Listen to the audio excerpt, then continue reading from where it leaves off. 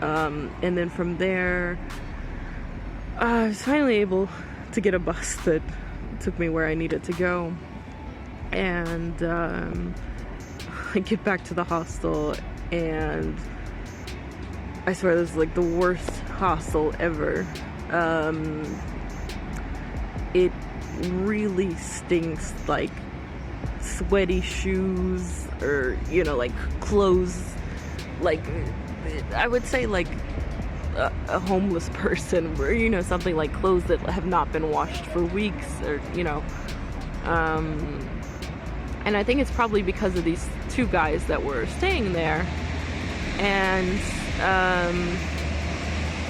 one of them was sitting on the couch when I got back, and I didn't know if he was a volunteer or what. He told me via Google Translate that I should let him know if I need anything. And then there's another guy in bed already sleeping, and they seemed like they were buddies. So what I already noticed when I dropped my stuff off, it's like the tap water tasted really bad there, and you know, stuff like that. Like I wasn't like so crazy about it anyway. Like you have to pay extra for towels and locks, and then I realized after this whole ordeal that I have to put the sheets on the bed myself. And then while I'm putting the sheets on the bed, I kind of like glance around and see this guy on the bed behind me is masturbating, like without the blanket, just like he's totally quiet but also like totally visible. And that kind of freaked me out, but at that point I'm like, okay, what am I gonna say? Like if I try to like film him or yell at him, or you know, anything to like make him stop or have evidence or whatever, that could escalate the situation. I'm not sure what the situation is exactly with him and this other guy, like if the other guy is gonna defend me or defend him. You know, so I didn't feel comfortable, and I didn't want to escalate things and make things worse, especially if I'm sleeping in the same room. You know, like I already felt like, okay, now I would be worried that he would get up in the night and like come over to my bed and try to do something. But if I confront him, I would be a lot more worried about that, so I just kind of left it. And you know, I like laid down, and a little while later I was like, yeah, maybe I should switch hostels.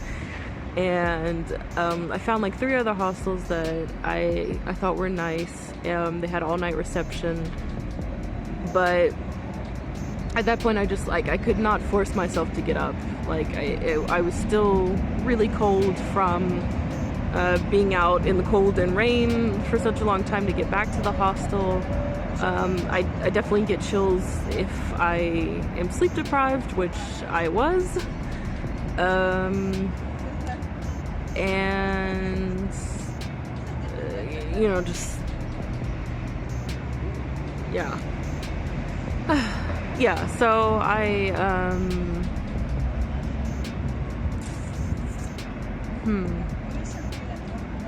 yeah, so I tried to get some sleep. Around like 5:45, the guy got up and left for work.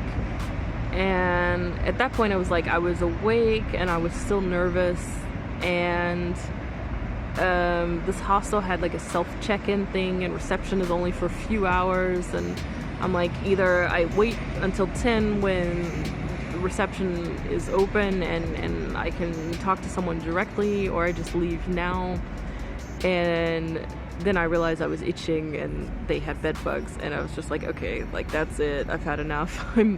I'm leaving. And I called one of the other hostels. It was like 6, I don't know, a little bit, like 6:15, 6:20 or something, and asked if I could have a bed if I came right then, and they said yes. So I just like packed up my stuff and left, and then I got to this new hostel and I sent them an email explaining what was going on like before 8. And yeah, so I'm like shocked that I managed to keep going for such a long time, for like 24 hours on very little sleep.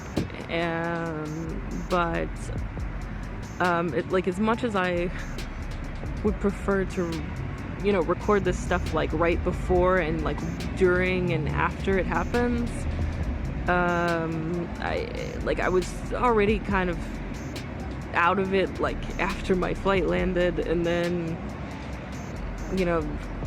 the stress of getting there, and like when I'm there, it's like I don't want to record like right outside of the immigration building, and then when I leave, it's like it's dark, and then after that I'm in a crash for several days. Like, I mean, this was Tuesday to Wednesday morning, and now it's Sunday, and I basically haven't left the hostel. After like 3 days, I went to the store to get a couple things, but really like that's it. I haven't been anywhere, I haven't done anything, and I still feel like really low on energy. So yeah, that's where I am now.